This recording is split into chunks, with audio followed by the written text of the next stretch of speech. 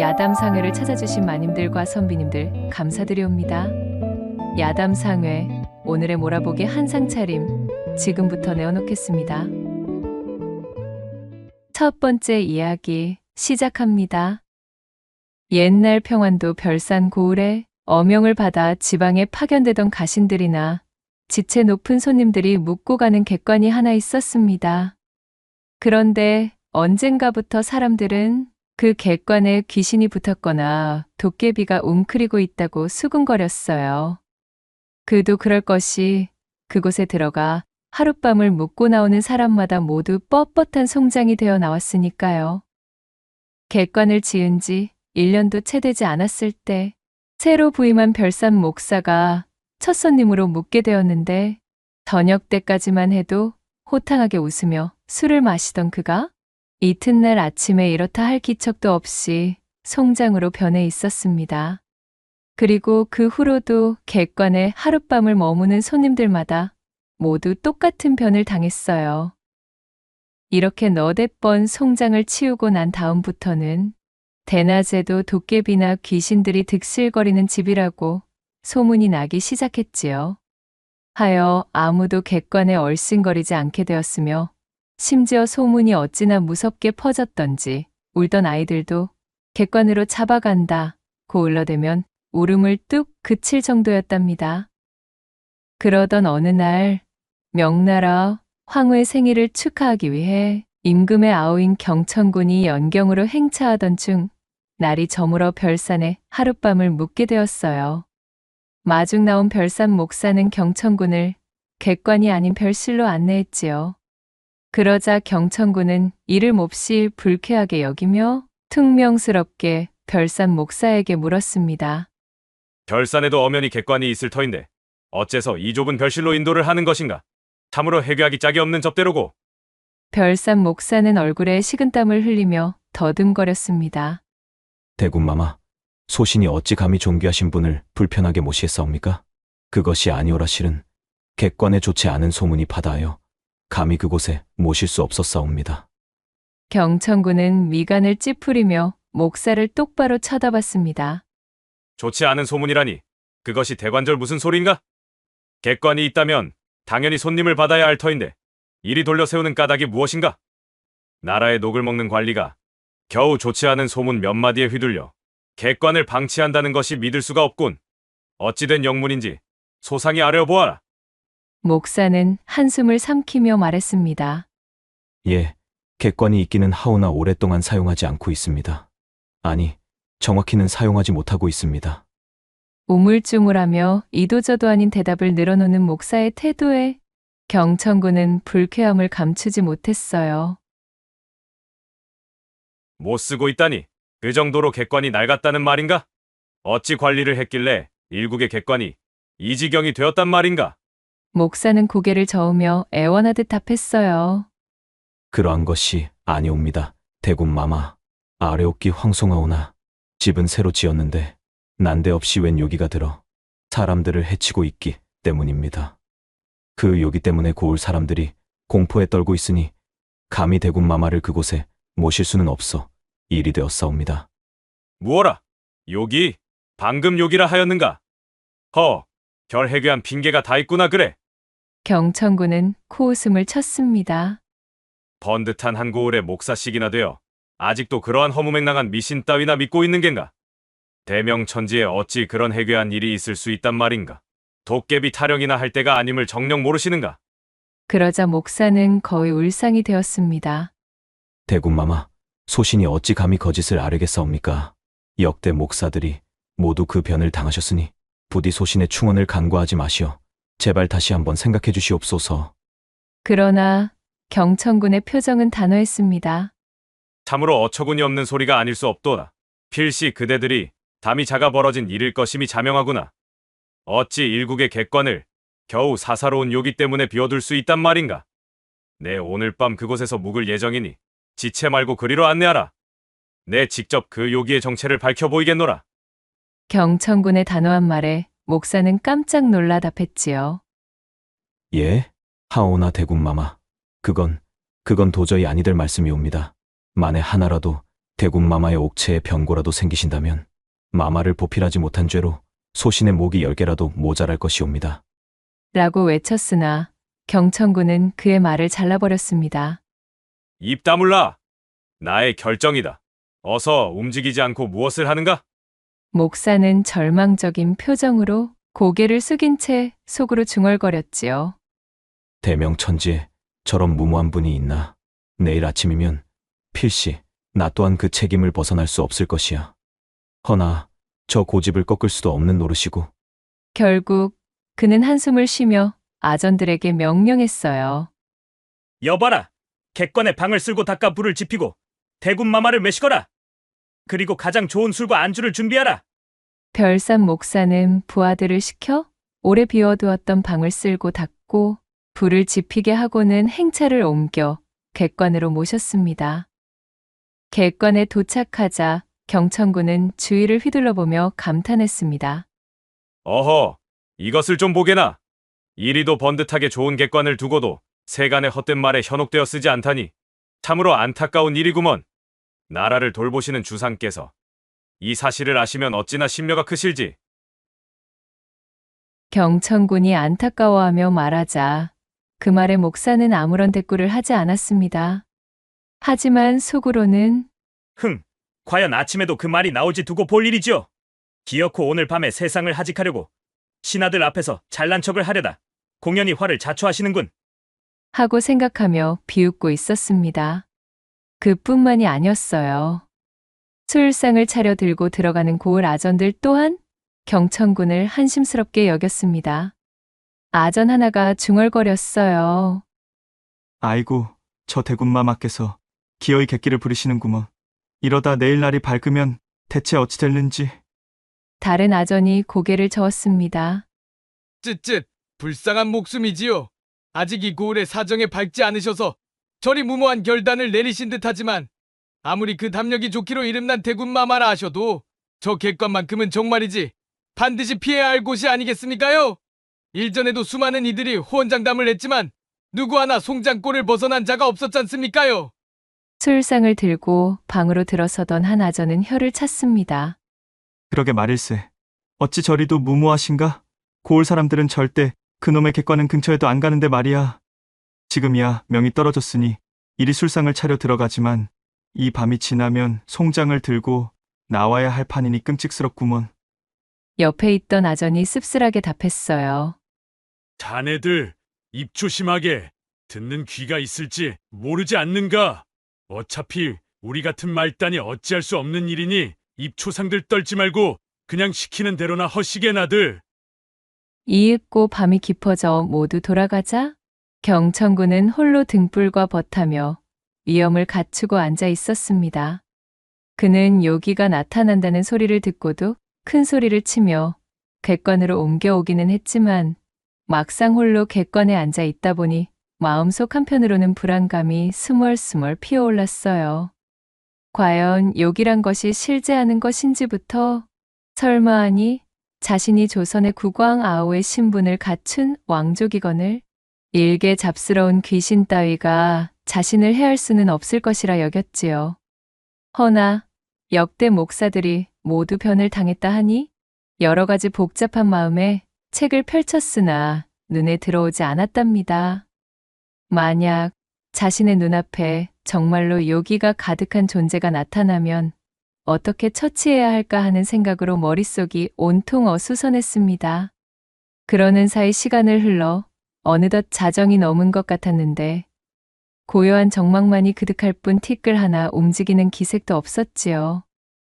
그런데 그 순간 경천군이 책장을 넘기려 할 때 갑자기 싸악하는 소리와 함께 창문이 덜컹거리는 것이었어요. 올 것이 왔구나. 거기 무엇이냐? 너의 정체를 드러내라. 경천군은 벌떡 일어나며 외쳤지만 목소리에는 미세한 떨림이 서려 있었습니다. 그의 고함을 억누르기라도 하는 듯 세찬 바람이 불어왔고 등불이 당장이라도 꺼질 것처럼 심하게 흔들리기 시작했지요. 경천군은 정신을 가다듬으며 두 눈을 똑바로 떴습니다. 그 순간 얼굴이 창백하고 머리를 풀어헤친 젊은 여인의 모습이 그의 눈에 들어왔어요. 어허, 무엄하도다. 어떤 요물이기에 감히 이승의 사람을 괴롭히느냐? 썩 물러가지 못하겠느냐?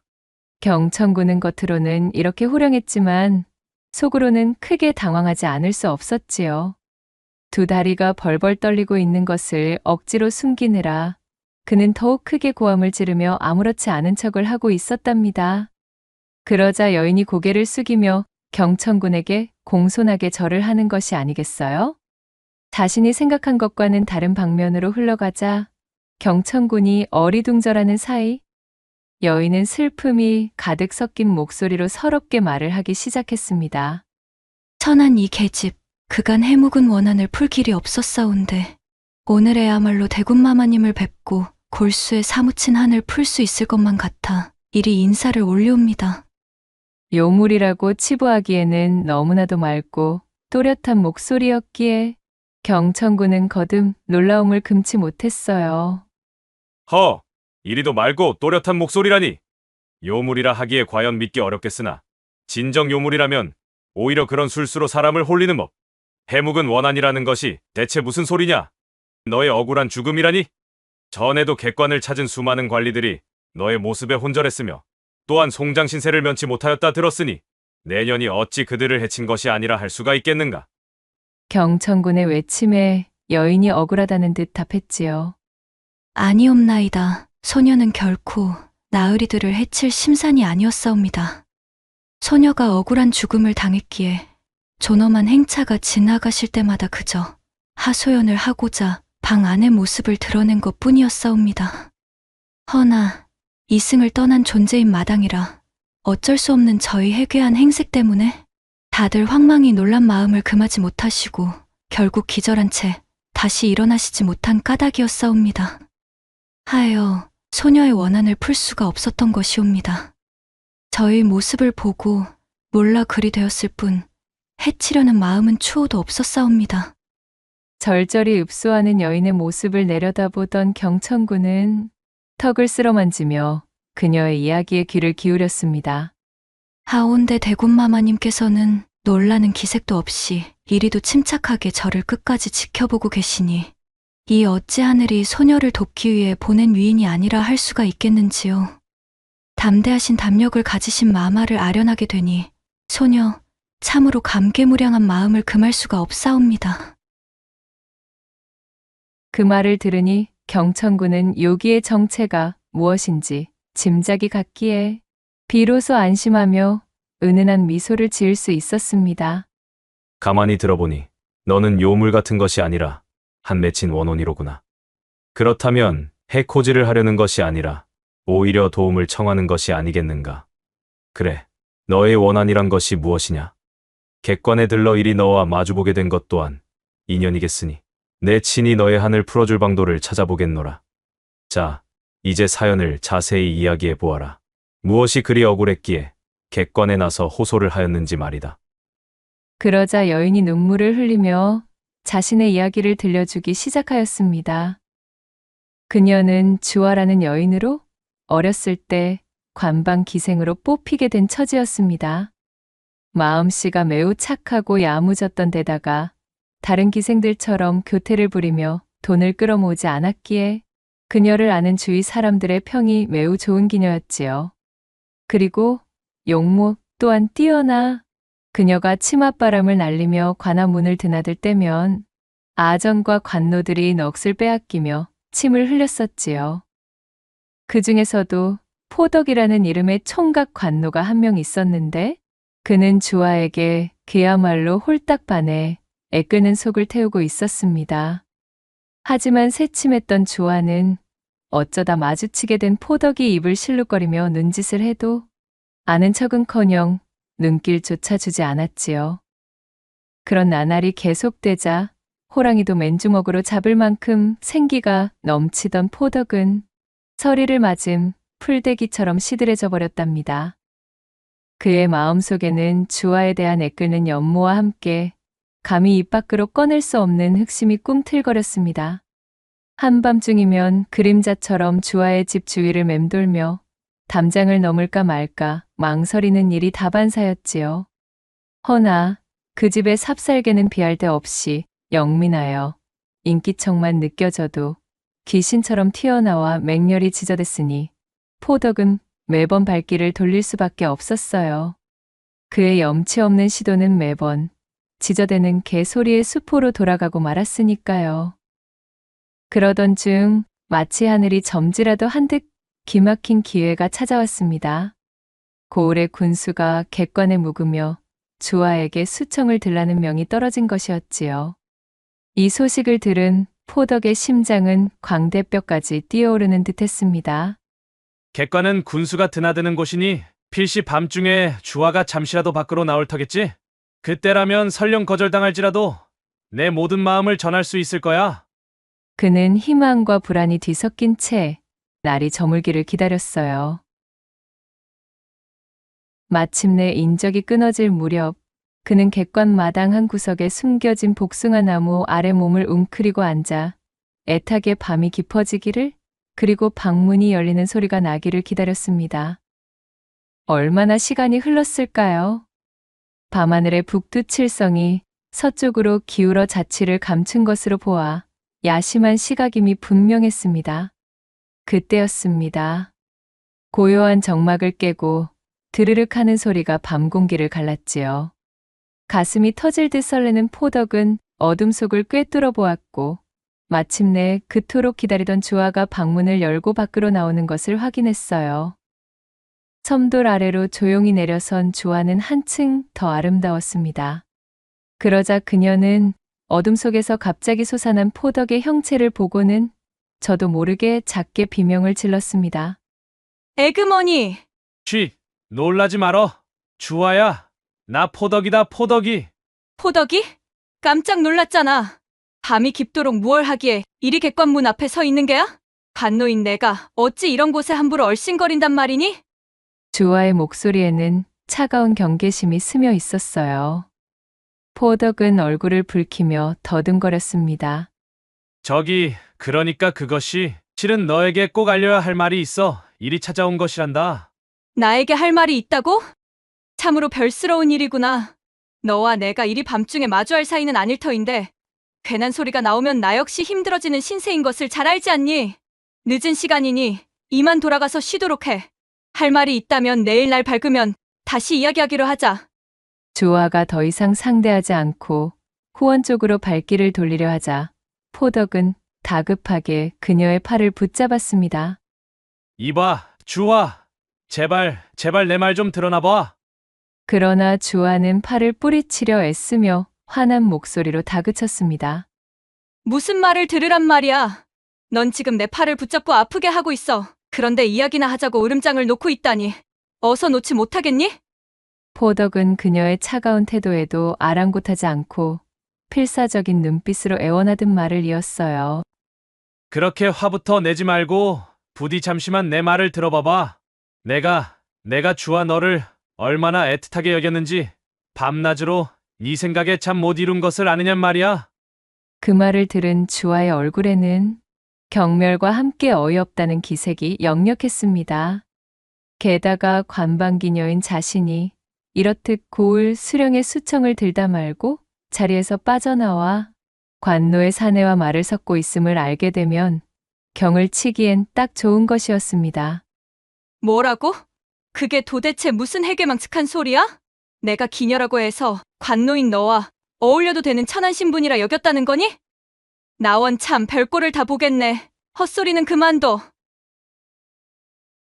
주아는 포덕의 돌발적인 고백에 말문이 막혔습니다. 그의 엉뚱하고도 위험한 말이 도무지 무슨 뜻인지 그녀는 알 수 없었어요. 주아가 더 이상 이 위험한 대화를 이어갈 수 없다 판단하고 몸을 돌려 걸어가려 하자 포덕은 순간 이성을 잃어버렸지요.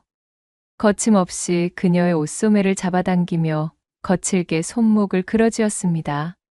아니, 이게 무슨 짓이야? 왜 이래? 이 손 놓지 못하겠어? 공포와 분노가 뒤섞인 채 뿌리치려는 주아의 몸부림에도 불구하고 포덕은 쇠사슬처럼 그녀의 손목을 움켜쥐고 더욱 힘을 주었습니다. 그리곤 다른 손으로는 그녀의 허리를 대담하게 슬쩍 감는 것이었어요. 그 순간 주아는 비로소 이 야심한 밤, 이 외진 객관에서 포덕이 품은 끔찍한 속셈을 온몸으로 깨달았습니다. 온몸의 피가 차갑게 식는 듯 했지요. 감히 여기가 어디라고 이리 짐승처럼 행패를 부리는 거야. 어서 이 손 놓지 못하겠어? 내가 당장 안에 들어가 군수 나으리께 너의 이 무도한 행위를 고해야 정신을 차릴 셈이니? 밤하늘을 찢을 듯한 주아의 호통 소리에 포덕은 순간 당황했으나 이내 더욱 악독한 표정으로 변했습니다. 그는 순식간에 주아의 입을 거친 손으로 틀어막고는 그녀를 후원 깊숙한 곳의 연못과 풀숲으로 무자비하게 끌고 갔어요. 음산한 그림자가 드리워진 듯한 그곳에서 자신이 위협받고 있음을 깨달은 주아는 뒤늦게 터져나오는 공포에 질려 비명을 질렀습니다. 사람 살려주셔요. 죽을 힘을 다해 몸부림치며 저항하는 주아의 입을 당황한 포덕이 더욱 사납게 틀어막았습니다. 이대로 누군가에게 들키기라도 했다간 자신은 죽은 목숨이었으니 눈이 뒤집힌 채로 주아가 소리를 지르지 못하도록 양손을 사용하여 억눌렀지요. 조용히 해! 얌전히 있으면 아무 일도 없을 게야! 조용히 하란 말이다! 그렇게 격렬한 실랑이가 한참을 이어졌고 주아는 의식이 멀어져가는 눈동자로 자신의 입과 코를 틀어막은 포덕의 손을 애타게 쳐냈지만 포덕은 손을 풀어주지 않았습니다. 결국 한참 뒤 믿을 수 없는 일이 벌어지고야 말았지요. 필사적으로 몸부림치던 주아의 팔다리가 마치 생명이 다한 인형처럼 어느 순간 갑자기 축 늘어지는 것이었어요. 포덕은 순간 온몸에 소름이 돋는 것을 느끼며 경악에 찬 나머지 그녀의 몸에서 뒷걸음질 쳤습니다. 그는 떨리는 손으로 주아의 가슴에 귀를 대어보았으나 아무런 숨소리도 들리지 않았고 오직 싸늘한 기운만이 전해져 왔어요. 이봐, 주아야. 포덕이 떨리는 목소리로 그녀의 이름을 몇 번이고 불러보았지만 어둠 속에서는 아무런 대답도 인기척도 들려오지 않았습니다. 이럴 수가. 정말로 숨을 다했단 말이야. 이렇게 갑작스럽게. 큰일이다. 대체 이 일을 어쩌면 좋단 말인가? 덜컥 치밀어 오른 공포감에 포덕의 머릿속은 하얗게 비어버렸습니다. 그저 허둥대며 주위를 둘러볼 뿐이었지요. 이대로 버려두고 도망쳐야 할까? 아니, 그건 아니 되지. 이 밤이 지나고 날이 밝으면 주아를 찾는다고 온 고을이 발칵 뒤집힐 터. 혹여라도 꼬리를 잡힌 날에는 내 신세는 더 이상 볼 것도 없이 끝장일 것이 아닌가. 관노가 관기를 탐했다는 것이 알려지면 필시 능기처참을 당할 것이 뻔한 일이지. 그의 혼탁한 정신은 이내 가장 잔혹하고도 감쪽 같은 방법을 떠올렸습니다. 그의 쥐도 새도 모르게 완벽히 숨겨버리는 것이 가장 좋은 방법일 게야.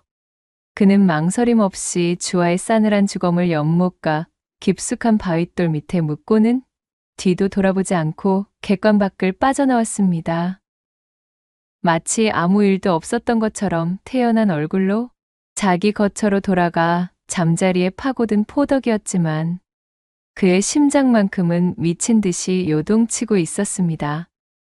손에 혈흔을 묻히지는 않았지만 과한 연심이 가져온 참담한 사고는 그의 영혼을 이미 얼룩지게 하고 말았지요. 한편 객관에 잠이 들었던 고을 군수는 창밖이 희뿌옇게 밝아올 무렵에 잠에서 깨어났습니다. 언제나처럼 자신의 곁에 있어야 할 주아의 온기가 느껴지지 않자 그는 공연히 괘씸한 마음을 품었습니다. 이것 보게! 밤새도록 나를 모셨으면 아침상이라도 차려주는 것이 당연할진데 고얀 것이 새벽녘에 살금살금 빠져나가다니 이런 데어먹지 못한 계집밭은이라고. 그러나 해가 중천에 떠오르도록 주아의 그림자조차 보이지 않자 가장 먼저 불안감을 느낀 이는 바로 주아의 어미였습니다. 얘가 이런 적이 없었는데 혹 아침부터 또 술자리가 벌어진 것인가? 허면 나중에라도 돌아오겠지. 처음에는 그리 대수롭지 않게 여겼으나 그날 저녁 때가 되어도 그 이튿날 아침까지도 아무런 소식이 없자 어미의 마음속에는 불길한 예감이 스멀스멀 피어올랐어요. 더 이상 기다릴 수 없었던 그녀는 아전들이 출근하기를 기다려 만나는 사람마다 붙잡고 딸의 행방을 수소문했습니다. 하지만 딸의 행적에 대해 아는 사람은 아무도 없었고 주아가 갈 만한 곳을 모조리 찾아 뒤졌으나 허사였지요. 시간이 더욱 지나자 좋은 평판을 지녔던 주아를 모두가 찾아 나섰지만 그럼에도 불구하고 그녀의 흔적은 어디에서도 발견할 수가 없었습니다. 나중에는 모두가 결국 천안기녀가 그렇지라는 말을 하며 어디론가 멀리 도망쳐버렸을 것이라 추측하고는 수색조차 중단해버리고 말았지요. 주아의 어미는 망연자실했지만 그럼에도 신락 같은 희망이라도 잡기 위해 동분서주하였습니다. 그녀는 용하다는 무당과 사주쟁이 집을 찾아가 저물 수 없이 쳐보았지만 속 시원하게 해결해주는 말은 한마디도 들을 수 없었어요. 어떤 사내와 눈이 맞아 도망갔을 것이라는 등 관기인 신세를 한탄하여 몰래 야반도주 했을 거라는 등 모두 종잡을 수 없는 추측들 뿐이었기에 주아의 어미는 거의 미칠 지경이 되고 말았답니다.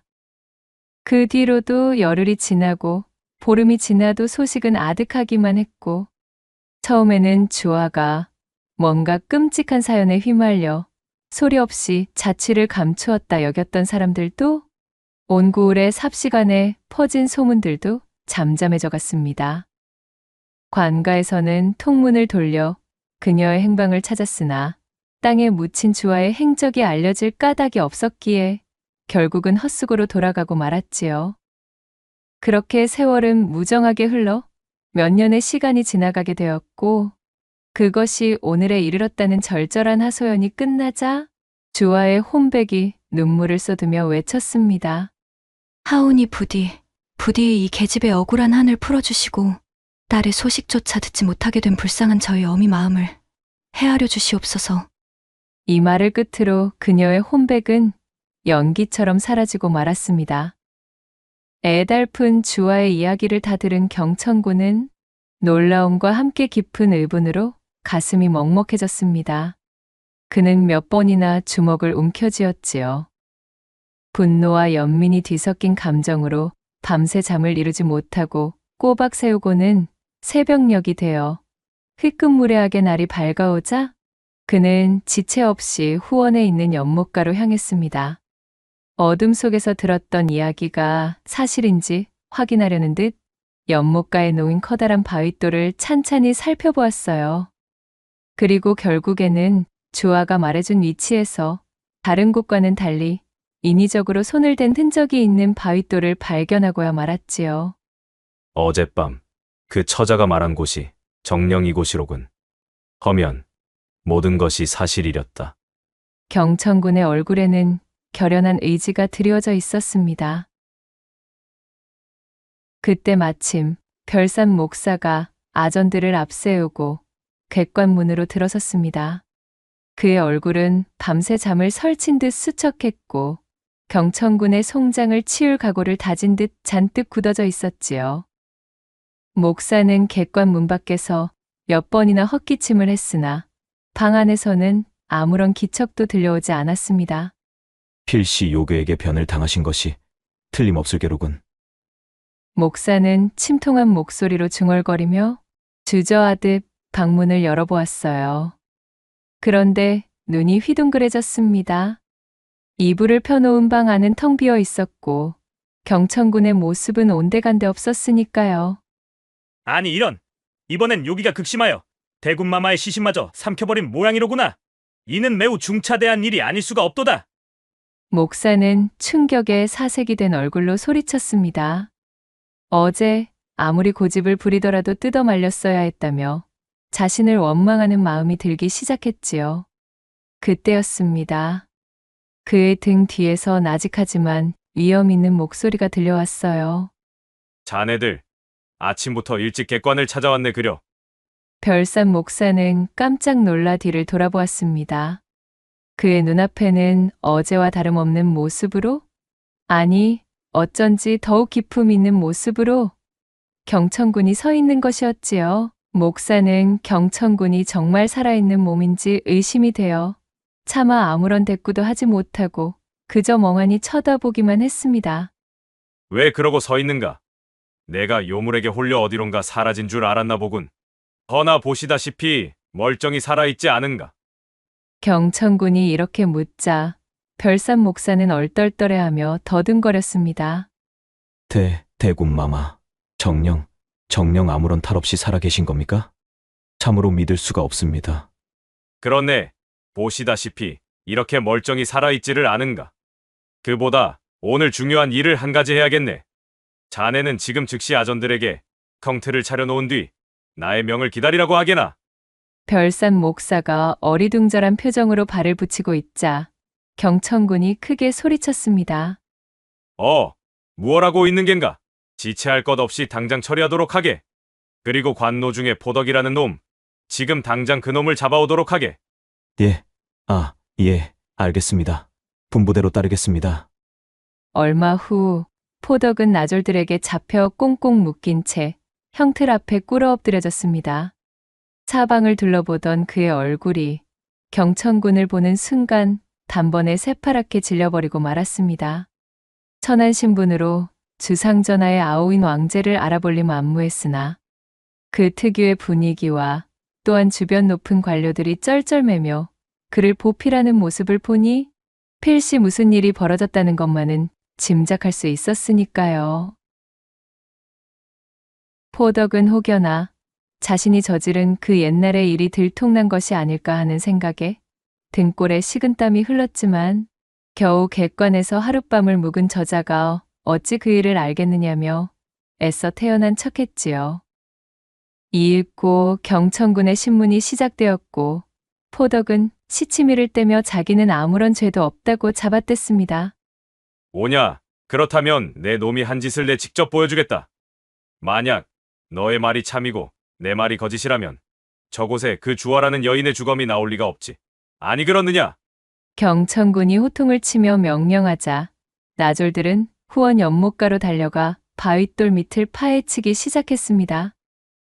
잠시 후 흙과 돌을 걷어내자 여지없이 그 아래에서 주화의 주검이 드러나게 되었지요. 헌데 기이하게도 그녀의 주검은 몇 년의 세월이 흘렀음에도 불구하고 조금도 썩지 않은 말짱한 모습 그대로를 유지하고 있었습니다. 그 광경을 본 포덕의 눈은 공포에 질려 산송장처럼 변했습니다. 그것을 본 경천군 역시 낮게 신음을 흘리고 말았지요. 가슴에 맺힌 그 한이 얼마나 깊고도 사무쳤으면 아직도 흙으로 돌아가지 못하고 저리 원형을 유지하고 있다는 말이냐? 네 이놈! 저 모습을 보고도 그 혀로 거짓을 담을 작정인가? 그제야 포덕은 벌벌 떨며 숨겨왔던 죄가 만천하에 드러났음을 깨달았지요. 그는 흐느껴 울면서 말했습니다. 죽을 죄를 지었습니다. 죽을 죄를 지었사옵니다. 한 번만 살려주십시오. 그는 얼굴을 땅바닥에 박고 살려달라 빌었지만 그의 죄는 이미 하늘에 닿아 있었습니다. 여봐라. 저 파렴치한 놈을 당장 옥에 가두고 그 죄값을 엄중히 치르도록 하여라. 경천군의 준엄한 명에 따라 포덕은 즉시 끌려갔고 이후 국법에 따라 엄한 처벌을 받게 되었습니다. 경천군은 별산 목사에게 명하여 주화의 주검을 정성껏 수습하고 성대한 장사를 치르게 하였지요.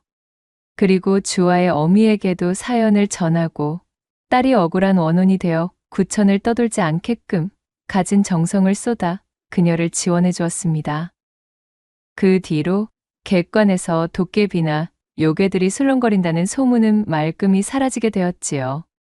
밤마다 객관을 찾아오던 손님들을 송장으로 만들던 비극적인 사건도 더 이상 일어나지 않았으며 객관과 고을에는 다시금 평화가 찾아오게 되었습니다. 고을 사람들은 담대한 담력으로 사건을 해결한 경천군을 기려 후세까지도 그의 업을 칭송하였다는 후문이 전해지고 있사옵니다. 두 번째 이야기 시작해 볼게요. 옛날 충청도 공주 땅에 제법 뼈대 있는 무관 가문의 양반집이 있었습니다. 이 댁의 막내 여식 옥섬은 고을서 두말하면 입이 아플 정도의 유명한 왈가닥이었지요. 타고난 기질이 사내의 것이라 행동거지에 막힘이 없고 어떠한 일을 행함에 있어 우물쭈물하는 것을 멀리하였습니다. 양반집의 교수로 단정한 품행과 조신한 언사, 그리고 감추고 인내하며 순종적인 모습을 강요받는 분위기가 옥섬은 참으로 견디기 힘든 지옥과도 같았습니다. 호기심이 왕성했던 옥섬에게는 조선팔도에서 보고 싶은 것, 하고 싶은 것, 먹고 싶은 것이 잔뜩이었으니까요. 그리하여 결국 옥섬은 더 넓은 세상을 구경하겠다는 일념으로 노자로 삼을 패물들과 엽전이 든 보따리를 꾸려서는 야밤중에 몰래 집에서 빠져나와 나루터로 향했습니다. 험하고 무시무시한 세상에 대한 불안과 공포도 그녀의 삿된 호기심을 막기에는 역부족이었지요. 당장의 한양까지는 나아가지 못하더라도 최소한 배를 타고 멀리 이동해야만 당도할 수 있는 고을에서 벌어지는 이야기를 직접 제 눈과 귀로 보고 듣고 싶었던 이유에서였습니다. 무관 가문이라 어려서부터 익힌 무예로 제 몸 하나 정도는 건사할 수 있다는 자신감도 한몫했습니다. 답답하게 집안에만 갇혀서 얼굴도 모르는 집안의 사내에게 떠넘기듯 시집이나 가서 사는 것은 내 성미에는 정말 맞지 않는 인생이야. 이참에 오늘을 내 견문을 넓히는 여정의 첫걸음으로 삼도록 하겠어. 당차게 소리친 옥섬은 씩씩한 발걸음을 옮기며 배 위로 몸을 실었습니다. 생전 처음 배를 타고 넘실거리는 강물을 건너 건넌마을의 나루에 도착하자 옥섬은 속이 울렁거려 미칠 것만 같았습니다. 우욱, 세상에 배라는 것이 이토록이나 힘겨운 것이라니. 나의 역사적인 첫 모험의 시작부터 이리 모양 빠지는 꼬락서니가 될 줄은 누가 알았겠어? 2번 다시 타고 싶지가 않구나. 그녀가 숨을 고르며 나루에 앉아 잠시 몸을 쉬고 있으려는데 어디선가 벼락 같은 고함 소리가 떠들썩하게 들려왔습니다. 저놈 잡아라! 옥섬이 고개를 들어 소리가 나는 쪽을 살펴보니 술라군들이 웬 사내 하나를 뒤쫓느라 역정을 내고 있었지요. 사내는 힘겹게 뜀박질을 하며 내달리는 모양새로 점점 옥섬과의 거리를 좁히고 있었습니다. 어머? 무슨 일이 벌어지고 있는 것인가? 저 사내가 어찌하여 내 쪽으로 오는 거야? 옥섬이 당황하여 허둥대는 사이 쫓기던 사내는 어느새 옥섬의 앞까지 당도하더니 힘겨운 목소리로 말했습니다. 미안하오. 내 초면에 면목 없으나 부디 이것을 좀 숨겨주시오. 무엇이? 아니 이보시오? 사내는 거의 반강제로 옥섬의 소매춤에 무언가 묵직한 것을 밀어넣고는 그 길로 나루의 반대편 골목으로 달아나고 말았습니다. 술라군들은 우르르 뛰어가며 사내를 뒤쫓았고 영문을 모르는 옥섬이 휘둥그레진 눈으로 제 옷소매에 손을 넣어 사내가 맡긴 물건을 꺼내보려는데 그 순간이었습니다. 저 작자와 한패인가? 저놈이 무엇을 맡기고 도망간 게지? 등 뒤에서 술라군 한 명이 옥섬의 손목을 잡아채더니 으름장을 놓으며 말했지요. 아니 생전 처음 보는 사내요? 나 역시 대체 이것이 무슨 일인가 싶어 확인해 보려던 것뿐이란 말이오. 그러자 술라군은 어림없다는 듯 콧방귀를 끼고는 우악스러운 손길로 옥섬의 소매춤을 뒤지며 털어내기 시작했습니다. 그러자 옥놀이개에 장식이 달린 고급스러운 은장도가 떡하니 나왔지요. 이것 좀 보시게. 이래도 시침을 뗄 작정이더냐? 도망간 놈과 한패로구먼. 훔친 작물을 이리 건네주고 도망간 것을 보니 아니 되겠다. 이보시오. 오해라고 하질 않소. 나도 아까 그 사내가 왜 나에게 이것을 주고 달아났는지 도통 영문을 모르겠단 말이오. 시끄럽다. 거짓을 고하다니 배짱도 좋구만. 어디 초소에 끌려가 투옥되어서도 거짓부렁이 나오나 두고 보자. 술라군은 옥섬의 변명을 들으려는 노력도 하지 않은 채 제 동료에게 손짓을 하더니 그대로 옥섬을 잡아 포박하고는 술라군 초소로 끌고 가버렸습니다. 새끼줄에 엮은 굴비의 모양새로 대롱대롱 초소로 끌려온 옥섬. 다른 자들이었으면 밑도 끝도 없이 닥친 시련과 해괴한 사달에 오금이 저려 벌벌 떠는 것이 정상이겠으나 옥섬은 오히려 모험을 떠난 시작부터 장황이 펼쳐지는 예상 밖의 전개에 잔뜩 들떠 신이 나 있었습니다.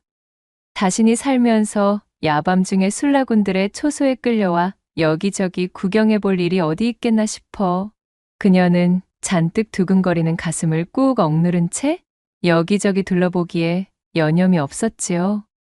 옥섬을 잡아온 술라군은 도통 긴장하거나 무서워하는 낯빛이 아닌 이 처자의 태도가 참으로 어이가 없어 잡아온 그대로 초소에 마련된 간이옥사에 하옥시켜버렸습니다. 그놈이 잡혀오면 날이 밝는 대로 신문토록 할 것이다. 엄포를 놓고 돌아가는 술라군의 등 뒤를 바라보며 옥섬이 중얼거렸습니다. 여차하면 아버님의 이름을 대고 오해를 풀면 곧바로 풀려나겠지만 그리했다가는 집에서 몰래 도망 나와서는 모험길에 오른 나를 필시 가만두지 않으실 게 뻔하지. 다리 몽둥이를 문지르겠다며 길길이 날뛰실 것이야. 당분간은 사정을 지켜보며 버텨보아야겠다. 그렇게 옥섬이 옥사의 이모저모를 뜯어보며 처음으로 겪는 경험에 잔뜩 설레다 밤이 늦어 까무룩 잠이 들었습니다. 잠시 후 바깥이 요란하여 시끄럽게 옹성거리는 소리와 함께 횃불이 일렁이는 모양새에 잠에서 깬 옥섬이 두 눈을 비비며 부스스 일어났지요. 나루에서 자신에게 은장도를 건넨 뒤에 도망쳤던 그 도둑사내를 붙잡은 듯 그를 포박하여 초소로 들어오는 술라군들이 보였습니다. 술라군 하나가 옥섬의 앞쪽 옥사에다 사내를 무릎 꿇리고는 말했지요. 네 이놈, 이 여자에게 건넨 이 은장도 어디서 훔쳤느냐? 술라군의 물음에 끌려오는 내내 묵묵부답이던 도둑이 말했습니다. 나는 그것을 훔치지 않았소. 어허, 이놈, 말이 되는 소리를 해야 믿을 것이 아니냐? 그렇다면 너 같은 놈이 어찌하여 이토록 귀한 물건을 손에 넣을 수 있었느냐 말이다. 용모방망이로 도둑사내의 배를 쿡쿡 찌르며 술라군이 물었지만 도둑은 입을 다물고는 더 이상 아무런 대답도 하지 않았습니다. 술라조장이 관솔불 옆에서 작물의 은장도를 자세히 들여다보다가 깜짝 놀라고 말았습니다. 은장도 자루에는 정렬부인 오병균 처라고 음각되어 있는 글귀가 불빛을 받아 선명하게 드러나지 않았겠어요? 오병균이라 하면 현재 충청감사로 부임하고 있는 바로 그 오대감이었습니다. 용머리로 장식한 은장도에 놀이개에 달린 옥장식 또한 보통 옥이 아닌 노옥이기에 내 범상치 않다 여기고 있었거늘 과연 오대감댁 부인의 패물이었구나. 참으로 간도 큰 도둑놈이로군. 여봐라, 이 도둑은 우리가 처리할 사안이 아니다. 내일 날이 밝는 대로 의금부로 넘기도록 하라. 그렇게 술라조장과 술라군들이 물러가자 옥섬이 도둑에게 말을 걸었지요. 이보셔요. 밤손님인 댁 덕분으로 내 처지가 지금 이 모양 이 꼴이오. 아닌 밤중에 거나하게 홍두깨를 맞아버렸는데 이거 어떻게 보상하실 생각이시오? 그러자 도둑이 사뭇 미안하다는 표정이 되어 중얼거렸습니다. 내 정말 미안하게 되었소. 당신까지 일이 잡혀오게 만들 생각이 아니었다오. 당장에 그 은장도를 저들에게 들키면 안 되는 깊은 사연이 있었기에 급박하게 숨겨야만 한다는 생각이 앞서 그만 처자를 말려들게 하고 말았구만. 깊은 사연이라는 도둑사내의 말에 옥섬의 눈이 대번에 희번득 별빛을 담아낸 것 마냥 호기심에 반짝거리기 시작했습니다. 그 깊은 사연이라는 것 내게 알려줄 수 있겠소? 사정 청취가 끝나고 만약 부정한 일이 아니라 판단이 되면 내 당신을 도와줄 용의가 있소만? 도둑은 형형하게 눈을 빛내며 자신있게 이야기하는 옥섬의 얼굴을 바라보았습니다. 그는 잠시 고민에 빠진 듯하였으나 이내 지푸라기라도 잡는 심정이 되어 자신의 사연을 그녀에게 낱낱이 털어놓기 시작했습니다. 얌전히 사내의 이야기를 듣고 있던 옥섬의 눈이 점점 커지더니 이내 옥섬의 호탕한 웃음소리가 옥사에 퍼졌고 그녀는 결정했다는 듯 손뼉을 치며 사내를 향해 호언장담하였지요. 역시 집구석에만 매여 있으면 이러한 재미난 세상만사를 즐길 기회가 없어지는 것 아니겠어? 이보시오. 걱정 마시오. 당신의 이야기가 가진 출발점은 조금은 의롭지 않았지만 당신이 보여준 의리와 양심이 내 마음을 움직여버렸구만. 내 책임지고 당신을 도와주겠으니 그 죽상인 얼굴부터 좀 펴시오. 훤칠하게 생겨서는 아깝지도 않소?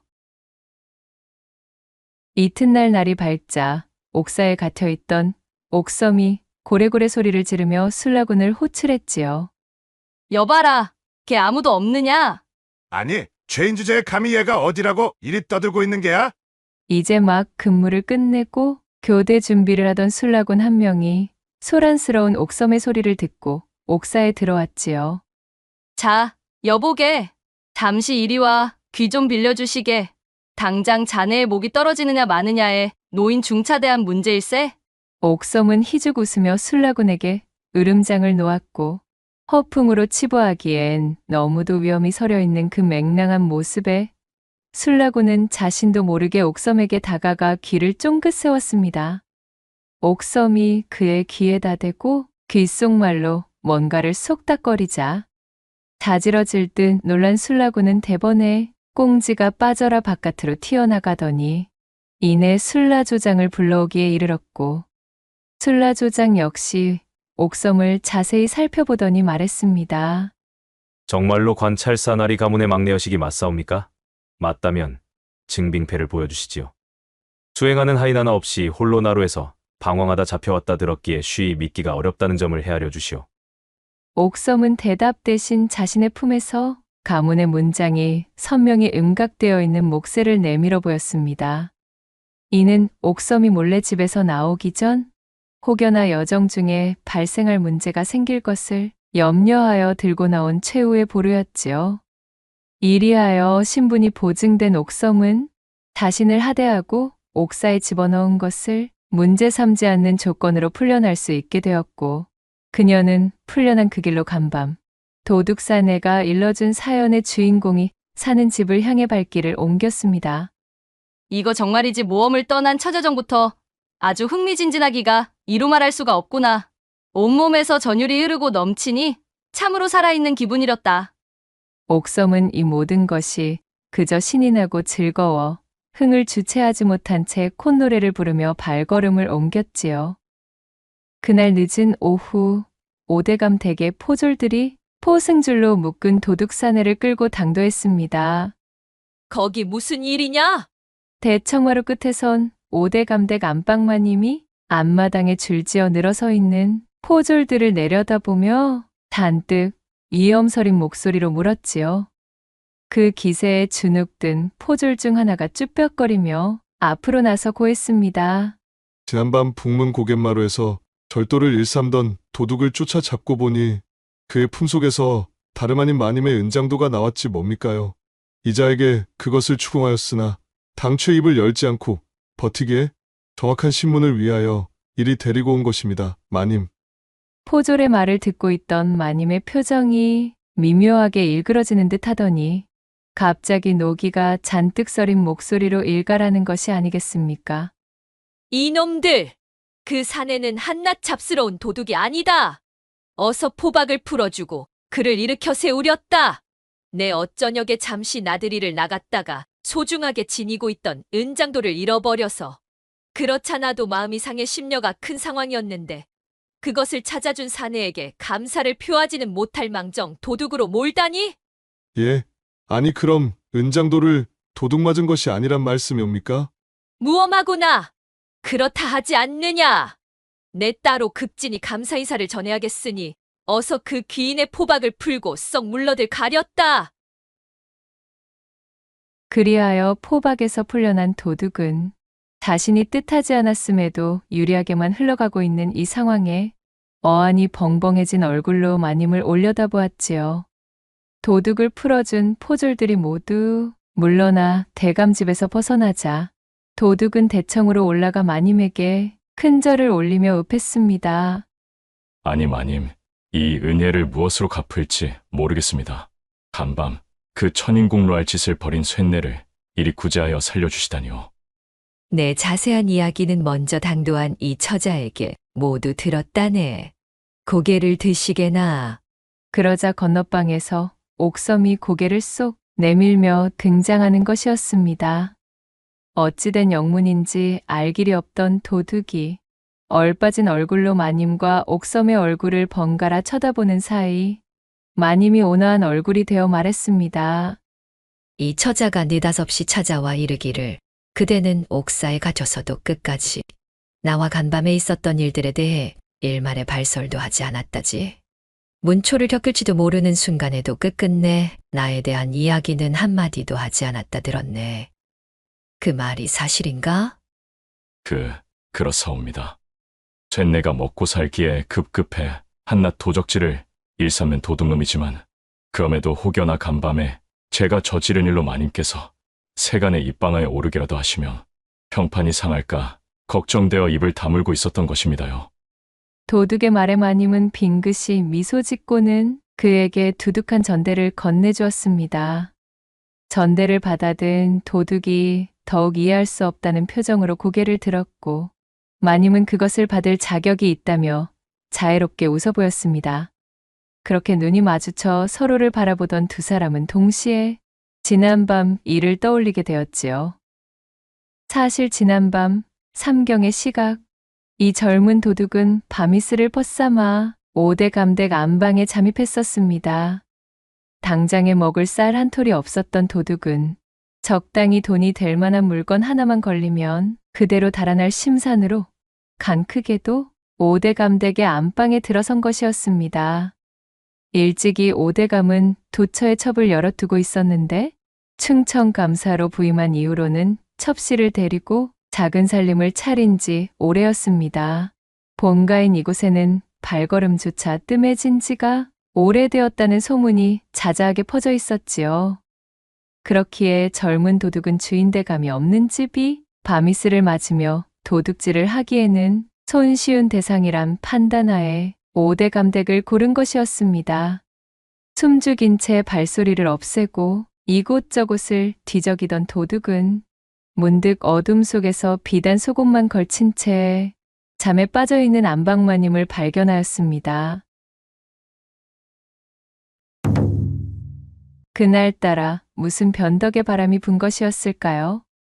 그간 도둑이 수많은 밤이슬을 맞으면서 이 집 저 집을 털어보았으나 단 한 번도 하지 않았던 일을 버리고 말았으니 들창으로 스며든 금음달빛에 아스라이 비친 마님의 빼어난 음영을 보고는 그만 물건을 훔칠 생각조차 잊은 채로 손을 뻗고만 것이었지요.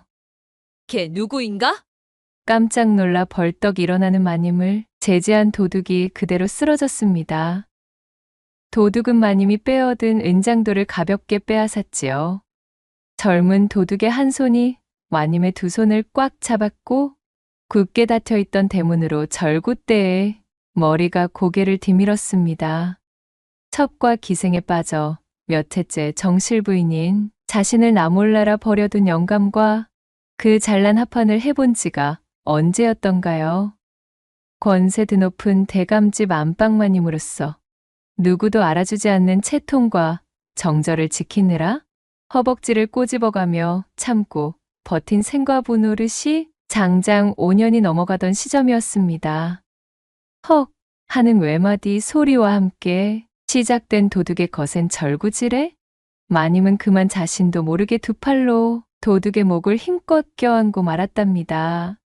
그렇게 젊고 듬직한 도둑이 마님을 연신 누르며 기깔난 운우를 선사하자 5대 감댁은 뇌성병력이 내리치는 듯 대청마루가 뒤흔들리며 지축을 요란하게 흔들어 놓는 밤이 펼쳐졌고 마님은 그날 그리도 염원하던 오랜 소망을 풀게 된 것이었습니다.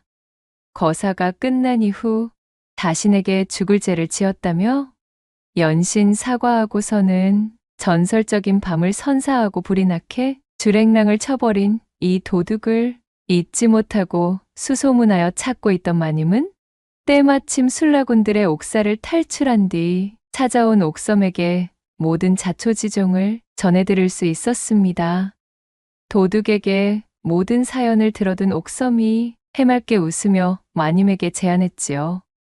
어차피 그 은장도는 조금만 조사를 해보아도 마님의 것임이 알려질 것이고 그리하면 의금부를 통해 이대까지 그자를 압송하여 데리고 올 것이 뻔합니다. 그는 마님의 존재를 지키기 위해 입을 무겁게 간수하고 끝까지 한마디도 뱉지 않았으니 잡스러운 다른 소문이 퍼질 우려를 하신다거나 혹여라도 그자의 의리를 높이 사서 살리고 싶으시다면 제 말대로 잃어버린 은장도를 그 사내가 찾아준 것이라 우기시옵소서. 오대감 어르신의 권세와 안방마님의 위엄이 있기에 그리 이르면 포졸들도 다른 소리는 하지 못할 게지요. 일이 된 연유로 옥섬이 귀띔해준 조언을 채택하여 순조롭게 포졸들을 물리고 도둑산에도 얌전히 되돌려받게 된 마님은 깊이 기뻐하며 옥섬에게 감사를 전하게 되었습니다. 그리하여 허우대가 멀쩡한 도둑은 지난밤에 훌륭한 공로를 인정받아 그 후로도 마님의 간택을 받고는 보름에 한 번씩 밤은 깊어 삼경일째 오대감 댁에 월담하여 안방으로 스며들었고 마님은 생과부 신세를 벗어난 것과 더불어 아무런 잡음 없이 일을 마무리 짓도록 도와준 옥섬의 은혜를 치하하며 그녀의 집안에 기별을 넣어주었습니다. 안 그래도 왈가닥 여식이 간밤에 모험을 떠나겠답시고 야반도주하여 온 집안이 발칵 뒤집어졌던 찰나 권세 높은 충청감사의 집안에서 딸의 공로를 치하하는 기별과 함께 융숭한 재물들을 보내오니 결국 옥섬의 이 가출기는 별탈 없이 마무리될 수가 있었지요. 그 이후로도 이 세 사람은 간간히 모여 다과를 가지며 웃음꽃을 피웠으니 옥섬은 성공리에 끝난 제 모험담은 이것이 끝이 아님을 깨달으며 그렇게 다음번 펼쳐질 언젠가의 모험을 기다리며 두 눈을 반짝반짝 빛냈다는 후문이옵니다. 마지막 세 번째 이야기 시작합니다. 옛날 옛적 충청도 공주 땅에 대대로 이름을 높인 무관의 가문의 양반집이 있었습니다.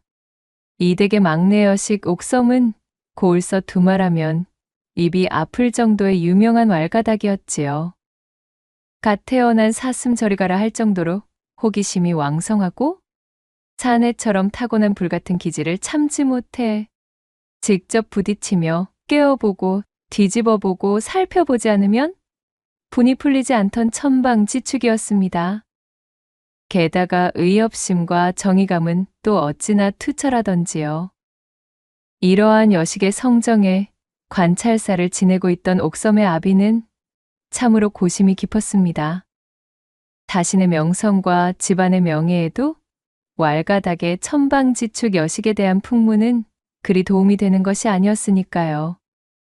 그런 아비의 마음을 아는지 모르는지 아녀자의 껍질을 쓰고 태어난 것이 천추의 한이라는 듯 그녀는 거침이 없었습니다. 양반집의 규수로 단정한 품행과 조신한 언사, 그리고 감추고 인내하며 순종적인 모습을 강요받는 분위기가 옥섬은 참으로 견디기 힘든 지옥과도 같았습니다. 옥섬은 조신한 여식의 삶을 강요하는 분위기가 만연했던 자신의 집이 너무도 답답했지요. 그리하여 참다 못한 그녀는 자신을 옥죄고 있는 집을 뛰쳐나가 드넓은 모험의 길에 올랐던 전적이 있었습니다. 모험을 떠난 첫날, 기묘한 인연과 운명의 흐름으로 어느 젊은 도둑과 정을 통했던 충청감사의 안방마님을 곤경에서 구하는 일이 있었고, 그런 옥섬의 재치와 공을 높이 치하받아 그들과 지속적으로 연을 댄 전적이 있을 정도로 옥섬은 대단한 여장부의 배포를 가지고 있었습니다. 도저히 따분해서 아니 되겠다. 이 판사판이라 이 말씀이야? 이날도 여느 때와 마찬가지로 잔소리가 심하던 아버지의 극성을 피해 몰래 집에서 달아나 나룻배를 타고 이웃 고을로 넘어와서는 이런저런 곳을 구경하고 있던 찰나였습니다. 분명 내가 또 없어진 것을 아시게 되면 아버님께서 하인들을 풀어 나를 수소문하기 시작하실 테니 재빠르게 둘러보다 돌아가야겠다. 아녀자의 몸으로 수행하는 하인 하나 대동하지 않고 함부로 나돌아다닌다며 제 아비에게 크게 혼나기도 하였으나 이 천방지축 옥섬을 막을 수는 없었습니다. 하지만 제 아버지의 엄한 꾸중과 회초리가 무섭지 않은 것은 아니었지요. 적당히 반항하는 척만 하다 돌아가겠다는 다짐을 하며 담벼락 하나를 지나쳐가는데 담벼락 안쪽에 허름한 초가집에서 어느 젊은 청년의 서글픈 울음소리가 들려오는 것이었습니다. 얼레, 이게 웬 청승맞은 울음소리람? 옥섬이 고개를 들어 담벼락 너머를 살펴보자 마당의 흙바닥에 한 청년이 쓰러져서는 서럽게도 울고 있었지요. 사람이 좌절하여 울고 있으니 측은지심과 함께 오지랖이 발동한 옥섬은 도저히 그것을 지나치지 못하고 청년에게 말을 건넸습니다. 에헴, 저기 이보게나. 거 사내가 어찌 그리도 채통을 지키지 못하고 서럽게 울고 있는가? 옥섬의 목소리를 들은 청년이 고개를 들어 그녀를 바라보았고 웬 양반댁 여식의 차림으로 담벼락을 쥔 채 서 있는 교수의 모습에 청년은 깜짝 놀라고 말았습니다. 그리하여 눈물과 콧물로 잔뜩 얼룩진 얼굴을 소매춤으로 닦아내며 청년이 대답했지요. 제 쇳내는 구덕이라고 합니다요. 그것이 그러니까 참으로 억울한 일이 있는데 하필이면 그 누구도 저의 결백을 증명해줄 증좌나 본차가 전무하니 저는 이제 내일 관하로 끌려가 당장의 치도곤을 당할 운명입니다요. 그러니 어찌 슬프지 않겠습니까? 억울한 일이라? 방금 자네 억울한 일을 당했다고 하였단 말이던가? 옥섬의 눈이 매섭게 빛났습니다. 신분고하를 막론하고 억울한 일을 당한 민초를 모른 채 하는 것은 대대로 뼈대 깊은 무관을 지내며 불의와 싸워온 역사를 지녔던 자신의 가문에 먹칠을 하는 것이라 여긴 옥섬에게는 있을 수 없는 일이었지요. 내게 자세히, 아주 상세히 소상히 아뢰어 보시게. 내 이야기를 들어본 뒤 참으로 자네가 억울한 사연에 빠져 있다면 내 자네를 도와 그 억울함을 풀어주도록 손써주겠네. 예, 쇳내를 도와주신다굽쇼. 아, 그렇다고 하지를 않는가. 자, 어서 이야기를 시작해 보시게나. 옥섬은 마치 아주 달콤한 깨엿을 잔뜩 얻은 어린아이의 표정이 되어 그렇게 자신의 호기심과 호승심을 채워줄 또 하나의 간식거리가 제 발 앞에 굴러들어왔음에 기뻐하고 있었습니다. 신이 난 표정으로 콧김을 뿜고 있는 옥섬을 힐끗 바라본 구덕은 고개를 끄덕이고는 자신의 이야기를 풀어내기 시작했지요. 그러니깐 말입니다. 그것은 바로 얼마 전 구덕이 이를 당한 날은 때마침 고을에 커다란 장이 들어선 날이었습니다. 백로가 날아 지나다니는 하늘은 유난히 구름 한 점 없이 맑았고 고을을 수놓듯 불어오는 산들바람은 그 온도가 아주 서늘하고 기분이 좋아 한여름의 더위로 지쳐 발길이 뜸했던 장터에는 그야말로 남녀노소 할 것 없이 몽땅 몰려가 있었던 통에 고을이 텅텅 비어 있었지요. 착하디 착해 조금은 모자라기까지 한 청년 구덕은 이날 장에 나서지 않았습니다. 품삯을 벌기 위해 공생원내 안방마님이 시킨 일을 처리하기 위해서였지요.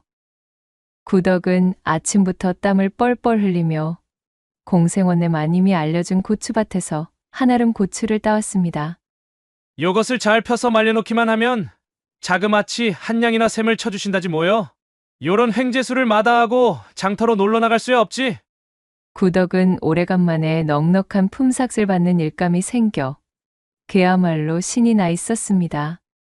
허나 그것이 어디 사람들이 장터로 몰려간 틈을 타 수작을 놓으려는 공생원내 마님의 계략이었음을 구덕이 알 리가 있었을까요?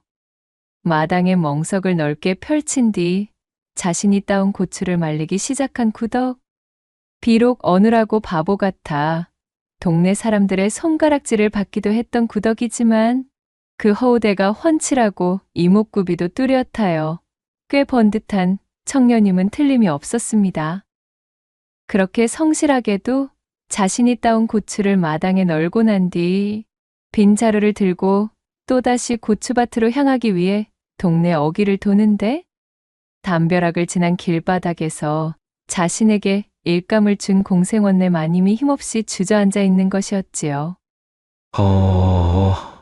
마님, 괜찮으셔요? 구덕이 황급히 마님에게 다가가자 공생원내 마님이 울상이 되어서는 자신의 발목을 잡고 있던 손으로 구덕에게 손짓을 하는 것이었습니다. 아야야, 나중 내 그려. 얘 구덕아 때마침 잘 만났구나. 구덕이 마님의 모양새를 자세히 보아하니 걸음을 재촉하던 중 발목을 접질려 삔 것으로 보였습니다. 어이쿠, 이거 참말로 큰일입니다요, 마님. 어찌 일어나실 수 있겠어요? 구덕이 어쩔 줄을 몰라 진땀을 빼며 엉거주춤 서 있자 마님이 구덕에게 말했지요. 이놈아, 무엇을 그리 멍청하게 서서 보고만 있는단 말이더냐? 여기 내 뒤로 돌아와서 나를 좀 일으켜 세우기라도 해보거라. 마님의 말을 들은 구덕이 불이 나게 마님의 뒤로 돌아가서는 그녀의 겨드랑이에 팔을 집어넣고 마님을 일으켰습니다. 그러자 공생원내 마님은 마치 쓰러질 것만 같다는 투로 요상한 신음소리를 내더니 이내 구덕의 목을 와락 껴안는 것이었어요. 어구구마, 마님. 괜찮으셔요. 똑바로 한번 서 보십시오. 여자 경험이 전무했던 구덕은 그야말로 얼굴이 홍당무가 되어 있었습니다. 오냐, 괜찮다. 자, 집까지 나를 좀 부축해다오. 예, 마님. 구덕이 절룩거리는 마님을 힘껏 부축하여 그녀의 집까지 걸음을 옮겼습니다. 사락, 사락. 마님의 상체가 구덕의 몸에 밀착하여 쓸리자 구덕의 얼굴이 고추장의 빛깔이 되어 화끈거리고 있었지요. 공생원내 마님이 팔을 들어 올려서는 마치 구렁이가 먹잇감을 천천히 휘감듯 구덕의 목을 감싸고는 부드럽게 감는 바람에 마님의 겨드랑이에 손을 집어넣어 부축한 구덕의 손이 하필이면 그녀의 안가 순팍 맨살에 닿아버린 것이었습니다. 아이고, 이 일을 웃자면 좋디야. 구덕은 얼굴이 빨갛게 달아오르다 못해 마치 폭발이라도 할 듯 푸짐하게 익어버려서는 행여나 고을 사람들 중 누군가가 이 모습을 볼까봐 두려웠지요. 고개를 두리번거리며 연신 주변을 둘러보았지만 고을 사람들은 모두 장터에 몰려가 있었기에 두 사람에게 신경을 쓰는 것은 지나가던 들개 2마리뿐이었습니다. 그렇게 생전 처음 맡아보는 여인의 분내에 정신을 차리지 못하고 어질어질하던 구덕이 공생원네 집으로 당도하여 마님을 마루 위에 얌전히 앉혔습니다. 저기 마님. 그럼 저는 시키신 일이나 마저 하러 가보겠습니다요. 말을 더듬으며 돌아가려는 구덕에게 마님은 나지막이 입을 열었습니다. 어쭈, 이 한심한 놈을 좀 보게. 내 놈이 지금 나를 이리 내팽겨치고 그냥 돌아가려는 게냐? 그녀는 구덕의 옷소매를 부여잡고는 마치 바로 내일 모레 죽어 나자빠지기라도 할 것 같은 얼굴을 지어 보였지요. 아니 그것이 아니오라. 이대로는 내 발목이 쑤셔와서는 도저히 편히 쉴 수가 없을 것 같구나. 어차피 오늘은 대장날이라 의원들도 장터에 몰려갔을 게고 이대로 나를 혼자 두는 것은 너무하다는 생각이 들지 않는 것이냐. 아이고, 감히 제가 어찌 그런 천부당만부당한 괘씸한 마음을 품었겠습니까요. 제 쇳내는 그럴 목적이 아니었구만요. 그저 마님 쉬시는 공간에 제가 발을 들이는 것이 모양새가 영 껄쩍지근해서. 그렇다면 나를 방 안까지 모시도록 하거라. 마님은 까칠한 어조로 구덕을 나무라며 방문을 가리켰습니다. 구덕이 하는 수 없이 마님을 부축하여 그녀를 일으켰고 마님의 보드라운 살결이 자신의 몸에 밀착되는 것을 느끼며 구덕은 또 한 번 인내심을 발휘해야 했습니다.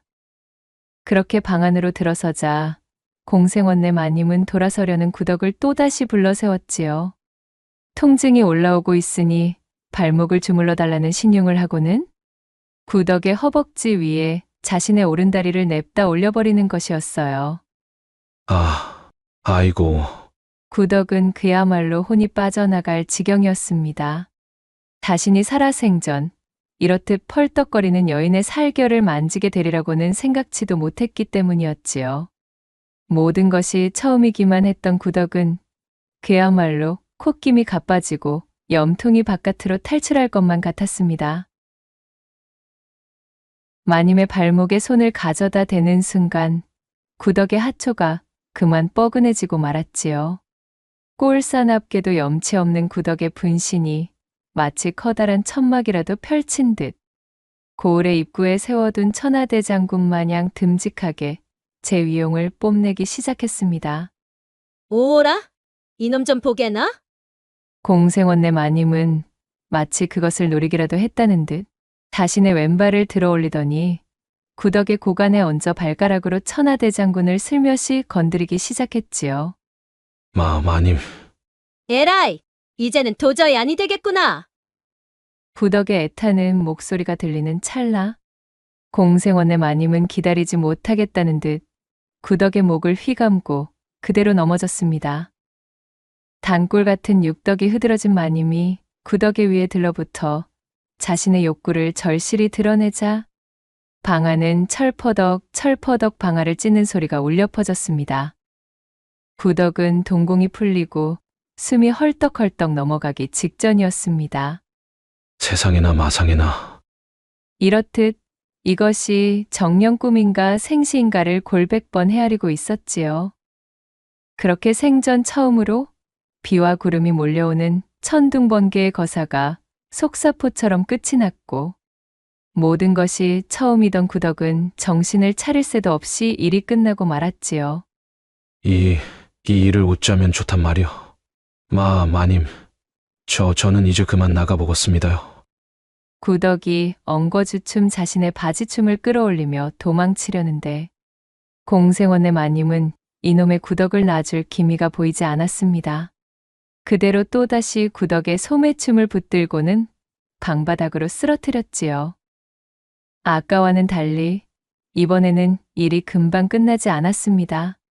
그렇게 방구들이 무너지고 기와 지붕이 몽땅 내려앉을 듯이 또 한 번 비와 구름이 몰려오는 폭풍우가 찾아들었고 공생원의 마님은 곧불을 앓듯 끙끙 거친 소리를 내며 식은땀을 잔뜩 쏟아내었지요.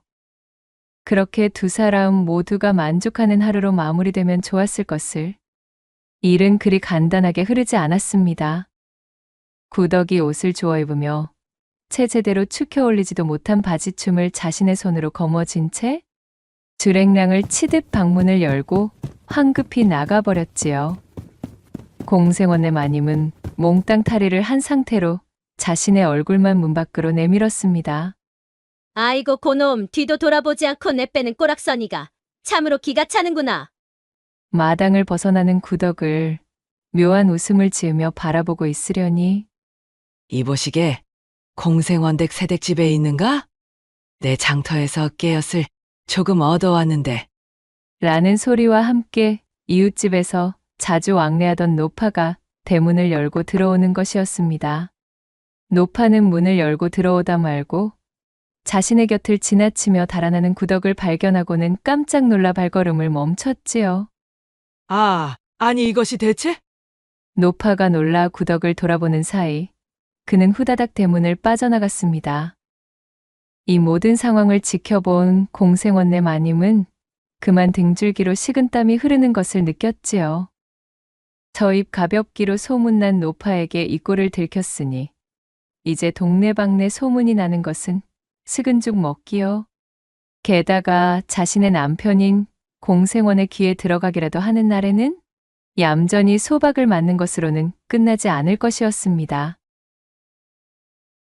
그녀는 이 찰나의 순간 꾀를 내어 잔머리를 굴렸고 대문 근처에 멀뚱히 서서 자신과 도망친 구덕을 번갈아 바라보고 있는 노파부터 속이기로 마음을 먹었습니다.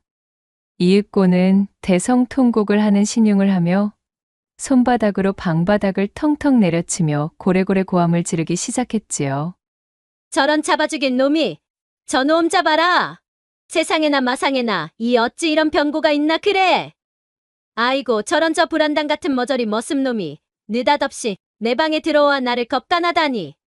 그리하여 공생원내 마님은 구덕을 관가에 고발하겠다고 으름장을 놓았고 이웃집의 노파가 찾아와 구덕에게 그 사실을 알린 참이었습니다. 여기까지가 제가 당한 일련의 일이 되겠습죠. 이제 저는 꼼짝없이 죽은 목숨이구먼요. 구덕의 모든 이야기를 들은 옥섬은 개슴츠레 눈을 뜨고는 구덕을 바라보았습니다. 하필이면 장터가 열리는 통에 모든 고을 사람들이 빠져나간 틈을 타 이러한 일이 벌어졌다는 것인데 두 사람 중 하나가 바로 이 시점을 노리고 일을 벌인 듯한 느낌이 드는구만 그래. 헌데 이 이야기를 말이야. 자네가 지어낸 것은 아니던가? 정녕 그대가 그 마님을 겁간한 것이 아님을 자신있게 주장할 수 있는가 말이야. 그러자 구덕이 다시금 그 눈에서 달동 같은 눈물을 뚝뚝 흘리며 말했지요. 제가 비록 없이 지내긴 하였지만 거짓말만큼은 깊이 잃고 한 적이 없구만요. 방금까지 고한 이야기는 모조리 사실입니다요. 옥섬은 자신의 턱을 부여잡고는 생각에 잠겼습니다. 생원의 아내로 들어선 마님이 그것도 혼인한 지 얼마 되지도 않은 새댁의 신분으로 그러한 일을 벌였다는 것이 옥섬에게는 이해가 되지 않는 대목이었으나 구덕이 워낙 억울함이 가득 실린 얼굴로 대성통곡을 하고 있으니 이것 또한 허투루 넘어갈 사안은 아닌 듯 싶었지요. 그렇다면 내 한 가지 제안을 하겠네. 자네가 이 고을 사또 앞에 서는 날짜가 내일이라 하였으니 내 그날 관가에 함께 당도하여 그 마님이 하는 말을 유심히 들어본 뒤에 결정을 하겠네. 어떠한가? 괜찮겠는가? 구덕은 실망감 가득한 얼굴이 되어 기어들어가는 목소리로 대답했습니다. 역시 셋내의 말을 믿지 못하시는 것이구먼요.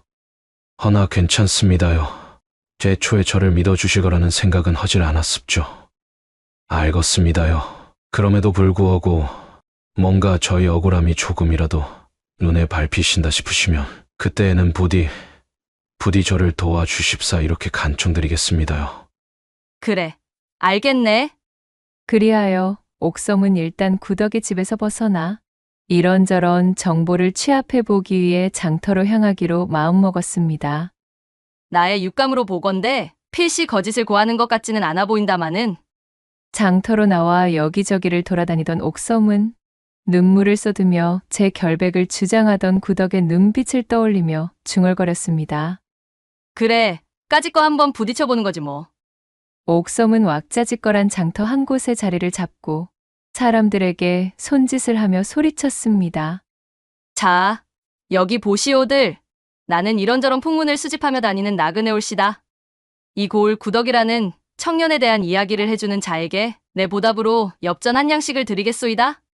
무엇이라도 줬소. 구덕이 이 고을에서 지내며 얻은 평판, 그의 발자취, 그의 내력, 그의 성품, 무엇이라도 좋으니 내게 이야기를 해줄 자, 어디 없소이까? 멀끔한 양반댁 여식의 차림으로 장터에서 한자리를 차지하고 서서는 마치 장사치들이나 할 법한 호객행위를 하고 있으니 장터에 나선 사람들이 신기하여 모여들기 시작했지요. 옥섬은 한층 더 흥을 돋구며 소리쳤습니다. 자, 누구든 좋소이다. 내게 구덕이라는 청년에 대한 이야기를 해주시고 그에 따른 보상, 엽전 한 양씩을 받아가시기 바랍니다. 세상 천지에 또 이러한 기회가 어디에 있겠소. 민초들에게 엽전 한 양이 어디 그냥 지나칠 수 있는 돈이었던가요? 몇 푼이 아쉬운 마당에 그저 자신의 이웃으로 지내고 있던 청년에 대한 성품을 이야기해주는 조건으로 한 양이나 내어준다니 마다할 이유가 없는 장사였습니다. 이윽고 한 한학이 다가와 옥섬에게 말했습니다. 저기 쇳내가 몇 마디 아뢰어도 되겠습니까요? 그래, 물론이라네. 내게 해줄 말이 무엇인가? 그 구덕이라면 혹시 약간 어눌하고 숫기 없는 오, 그래. 맞아. 맞다네. 그 집 마당에 배나무가 한 그루 있었지, 아마? 아, 그러하다면 맞습니다요. 구덕이 그 치가 조금 어눌하고 모자라 보이기는 허나 본디 그 성품이 온순하고 착하기 이를 데가 없어서는 아주 진국인 청년입니다요. 얼마 전에 저희 집이 곤경이 처했을 때도 자기 끼니 때우기도 힘든 사정이었을 텐데 구덕이 그 치가 나서서 도와주었습죠. 그렇다면 자네의 말은 평소에도 어진 성품에 성실한 자라 이 말이지? 예, 여부가 있겠습니까요? 좋아. 알겠네. 말해줘 고맙다네. 자, 여기 약속한 한량일세. 안악은 옥섬에게 한량을 받아들고는 신이 나서 돌아갔고 긴가민가하며 우물쭈물하던 주변의 사람들이 그 모습을 보고서는 그야말로 앞다투어 옥섬에게 달려들었습니다. 구덕이 그자는 항상 남을 도와주는 자였지요? 얼마 전 저 역시도 구덕이에게 도움을 받았습니다요. 지난 여름 홍수가 났을 때 구덕이 덕분에 무사히 냇가를 건널 수가 있었습죠. 구덕이 덕분으로 이번 흉년이 들었을 때 굶어 죽지 않고 입에 풀칠이라도 하며 버틸 수가 있었습니다요. 구덕 오라버니가 항상 저희에게 먹을 것을 나눠주어 그 덕으로 살아남았답니다. 그렇게 옥섬은 하루 종일 장터의 한자리를 차지하고는 지나다니는 사람들을 상대로 호객행위를 벌였고 모여든 사람에게 한량을 대가로 구덕에 대한 풍문을 잔뜩 수집하였습니다. 어느덧 해가 저물 지경에 이르러서는 옥섬이 제 집을 나서며 가지고 나온 노자를 대부분 사용한 뒤였답니다. 그 덕에 구덕에 대한 풍문과 평판은 넘칠 정도로 수집할 수 있었지요. 이 정도로 풍문을 잔뜩 수집해보았으니 틀림이 없겠군. 아무래도 이렇게나 일관된 평판이라면 구덕이 그 치가 참말로 억울한 누명을 뒤집어 쓴 모양이야. 그렇지 않고서야 이 어찌 구덕이라는 그 사내에 대해서 하나같이 이리도 한결같은 말만 나온단 말이던가. 양인의 탈을 쓰고 그것도 아녀자의 몸으로 먼저 사내를 끌어들여서는 정절을 농락하고 죄를 뒤집어 씌우다니 참으로 이는 일어나서는 안 되는 일이로다. 내 반드시 내일 관가에 참여하여 돌아가는 상황을 눈여겨보아야 하겠구만. 가슴 속 불타오르는 정의감에 도취된 천방지축 옥섬은 그렇게 뉘엿뉘엿 저물어가는 해를 바라보며 얼마 남지 않은 엽전이 들어있는 전대를 품 안으로 갈무리하였습니다. 그녀는 이번에 나선 모험길 역시 소소한 수확을 얻어갈 수 있는 소동이 벌어진 것에 감사하며 그렇게 하루를 지낼 주막을 향해 발걸음을 재촉하였습니다. 이윽고 대망의 날이 밝아왔습니다. 아침 일찍 주막을 나선 옥섬이 사람들에게 물어물어 관하로 향했지요. 그렇게 앞마당으로 들어서니 마침 구덕과 공생원내 마님이 동원 안의 모습을 드러낸 터였습니다. 옥섬이 넌지시 구덕의 모습을 바라보고 있자니 참으로 그 모습이 딱하기가 그지없었습니다. 구덕은 다리가 후들후들 떨리고 눈앞이 캄캄하여 당장이라도 구토를 할 판이었으니까요. 어찌나 걱정을 했던 것인지 간밤에 잠도 제대로 이루지 못해 얼굴이 쾌행하여 눈두덩이 푹 꺼져 있는 것이 그야말로 안타까운 모습이었습니다. 허나 공생원내 마님은 자신의 고개를 꼿꼿이 쳐들고는 한치의 망설임과 더듬거림도 없이 사또에게 그때의 상황을 낱낱이 설명하기 시작했습니다. 무언가 이상한데? 그때의 상황을 읍소하는 저 마님의 어조가? 어쨌고? 이를 지켜보고 있던 옥섬은 고개를 갸웃거렸습니다.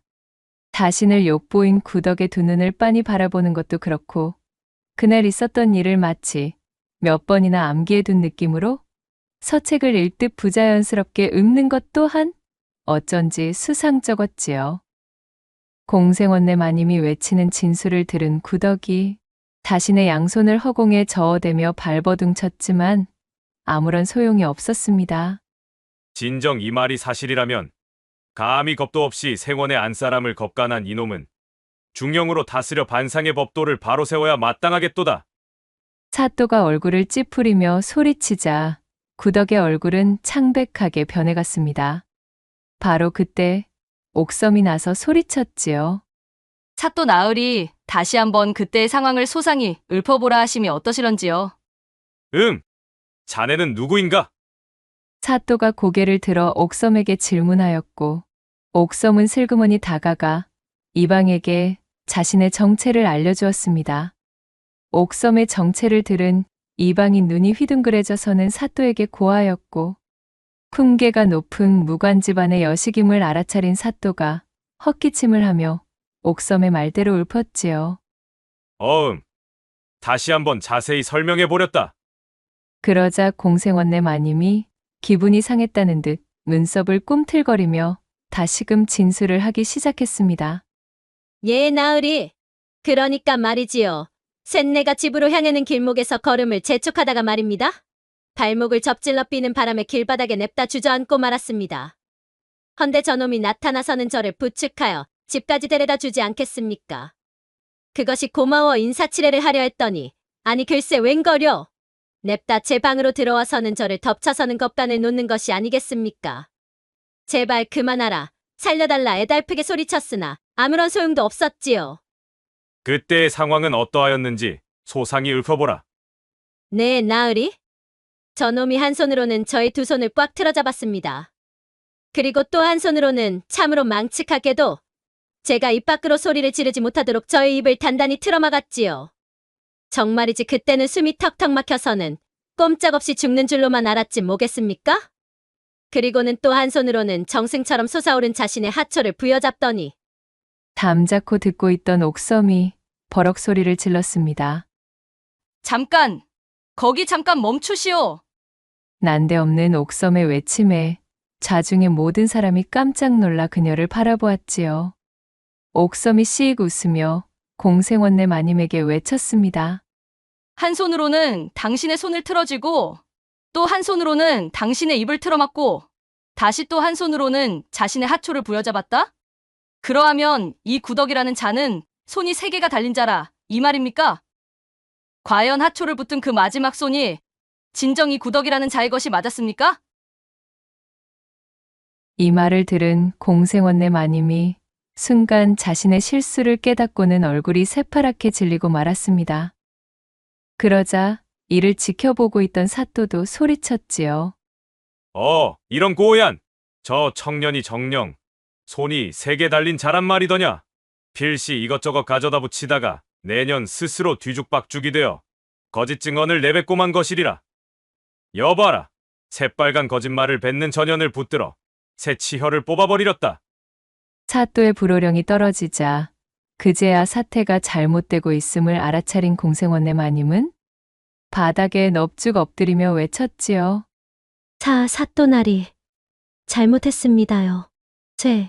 셋내가 그만 저치의 듬직한 사내다움에 눈이 멀어 못난 짓을 하고는 그것이 들킬까 겁이 나는 바람에 지금 생각하니 마지막에 그 손은 이자의 손이 아니라 바로 저희 손이었습지요. 새파랗게 질린 그녀가 두 손을 싹싹 빌며 외치자 그 말을 들은 사람들 모두가 박장대소를 하며 웃음을 터뜨렸습니다. 옥섬은 빙그레 미소 지으며 구덕의 눈을 바라보았고 구덕은 그야말로 구사일생이라도 한 듯 홀쭉해져 있던 얼굴에 그제야 생기가 돌기 시작했지요. 당장 저 못된 계집에게 장 20대를 주어 다시는 저런 파렴치한 거짓말을 하는 버릇을 가지지 못하게 만듦과 동시에 아녀자의 정절을 우습게 여기는 버릇을 싹 고쳐주도록 하라. 그리하여 그녀는 자신이 억울하게 누명을 씌우려던 구덕의 눈총을 받으며 서슬퍼런 관졸들이 선사하는 곤장형에 처해지게 되었고 옥섬의 도움을 받아 누명을 벗게 된 구덕은 옥섬에게 연신절을 하며 감사를 표하게 되었습니다. 그래, 내 비록 시일이 걸리기는 하였으나 약조한 대로 자네의 억울함을 풀어줄 수가 있었으니 이 어찌 다행이 아니겠는가. 그러나 저러나 내 자네에 대한 풍문을 조사하기 위하여 저작거리에 나서보았더니 아니 글쎄 자네에 대한 칭찬이 새기지 않았겠나? 더군다나 하나같이 자네의 그 성실함을 높게 평가하고 있더구만. 그래서 말인데 내 자네에게 하나 제안을 해보려 한다네. 자, 안 그래도 우리 집에 일손이 모자라던 차였는데 이참에 나를 따라 우리 집에서 정식으로 품삯을 받으며 일해볼 생각은 없는가? 내 다른 것은 몰라도 우리 집에서 일한 머슴치고 정당하게 일한 품삯을 받지 못한 자는 없다는 점을 꼭 강조하고 싶다네. 여부가 있겠습니까요? 셋내 억울한 누명을 벗겨주신 은혜, 이것을 어찌 잊고 살 수가 있다는 말씀입니까요? 품삯 따위는 한 푼도 받지 않더라도 일하겠습니다요. 그게 무슨 소리인가? 일을 하였는데 어찌 세경을 주지 않는다는 말인가? 나는 누구와는 달리 낮이건 밤이건 일을 시켜놓고서는 그것을 3번째 손의 짓으로 치부하고 입을 닦는 행동은 하지 않는 사람이라네. 그렇게 옥섬은 구덕과 함께 그의 집으로 돌아가 짐을 꾸리는 것을 도와주었고 이튿날 구덕을 데리고 자신의 집으로 돌아왔습니다. 자신의 아비에게 귀에 딱지가 내려앉을 정도로 세차게 잔소리를 받긴 하였으나 이내 행랑아범에게 구덕을 소개시켜주며 그를 머슴으로 받아들였고 그렇게 구덕은 옥섬에게 은혜를 갚기라도 하겠다는 듯 열심히 일하며 여느 하인들의 몇 배나 되는 일감을 처리하여 옥섬 내 곳간이 풍족하게 들어차는 것에 대단한 일조를 하게 되었지요. 다음에 옥섬은 구덕에게 넉넉한 세경을 전해주었고 더불어 자신의 집안에서 일하고 있던 여종과 혼담도 주선하여 가정을 이루게 된 구덕은 그 이후로도 두고두고 옥섬을 보필하며 옥섬이 집안을 도망쳐 나와 또다시 모험길에 오를 때에도 그녀를 위한 선의의 거짓말로 옥섬 아비의 눈을 속이도록 도와주게 되었다는 후문이 옵니다. 낭독해드린 이야기가 마음에 드셨다면 구독과 좋아요, 댓글로 야담상회를 응원해 주셔요. 늘 잊지 않고 야담상회를 찾아주시는 마님과 선비님들 시청해 주셔서 참으로 감사하옵니다.